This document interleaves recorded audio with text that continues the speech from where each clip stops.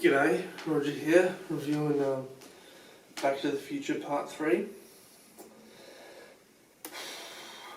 Oh, if you ever hear me refer to like a windmill, there's the Doc and Marty have set up like a railroad, or mainly Doc I guess. There's a demonstration of like, well, how they're going to get back, right?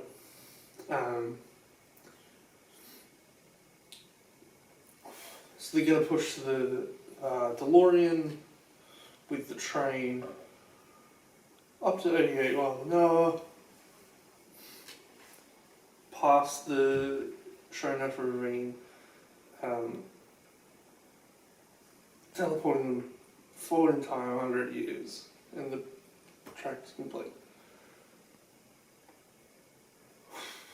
And Marty's like, oh, hey, what's this?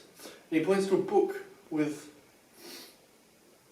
crayon next, chalk or something. This is point of no return, leaning against the windmill. So if you heard me use that expression, now you know what it means. But this is Back to the Future, starring Pat Buttram. Look it up.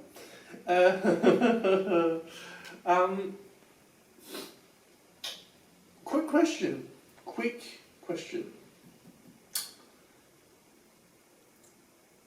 So in the movie, it's set in 1885 mainly, because Doc is trapped there. He gets shot. Same year he goes back. Like 6 days after he writes a letter to Marty. Marty goes back from 1955 to 1885 to get Doc to go back home. So 1985. Ooh, excuse me.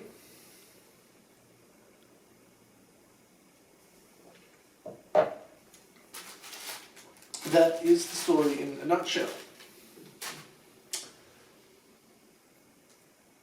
So Doc living his life from like the 1st of January to the 2nd, 3rd of September, when Marty meets him, and he agrees to meet the teacher, Miss Clara Clayton, when she comes into town. So Doc and Marty I forget, refrigerator, right? They've just made some iced tea, because Doc's really smart. Excuse me. And the man comes in, he's like, oh, hey, you said that you were going to meet the teacher when she comes into town. Are you still okay to do that? He's like, yeah, sure, no worries.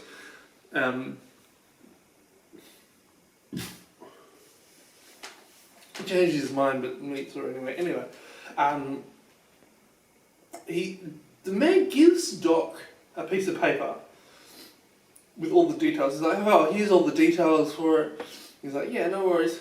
And then the man, he goes to his wagon, he turns around, he's like, oh, her name's Clayton, Miss Clara Clayton. I'm sorry, what?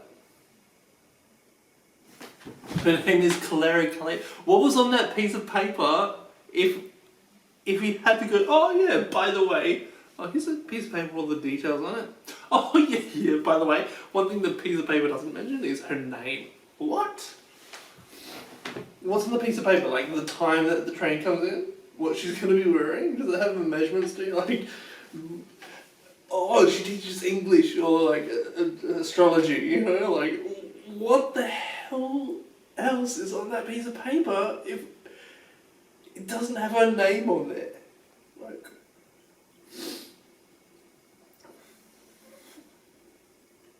what?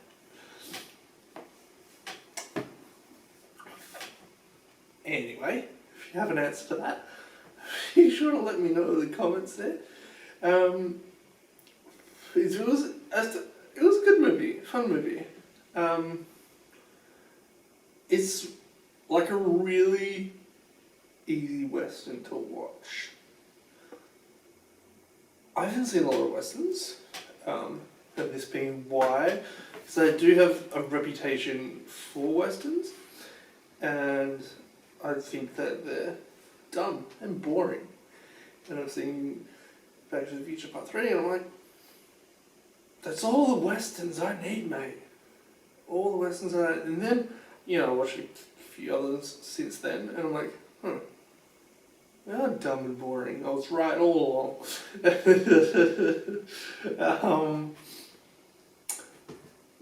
There's the parody that Seth MacFarlane made. I think that's his name. Family Guy.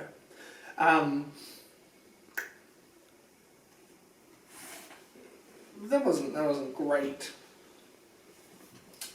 I don't like Westerns, typically speaking. I like this one though.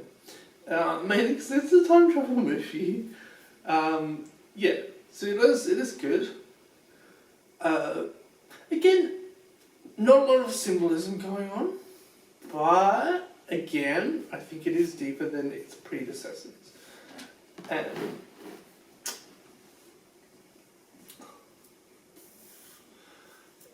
it's less so because it contains its predecessors within it, because there's a smidgen of Back to the Future Part 1, and a smidgen more of Back to the Future Part 2.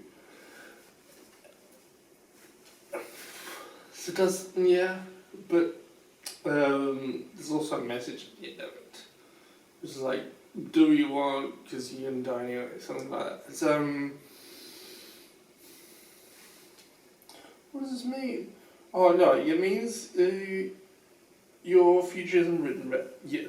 Your future isn't written yet. So make it count for both of you.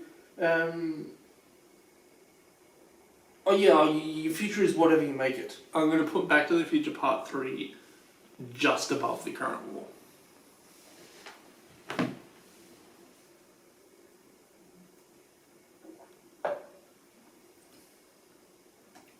Take it easy.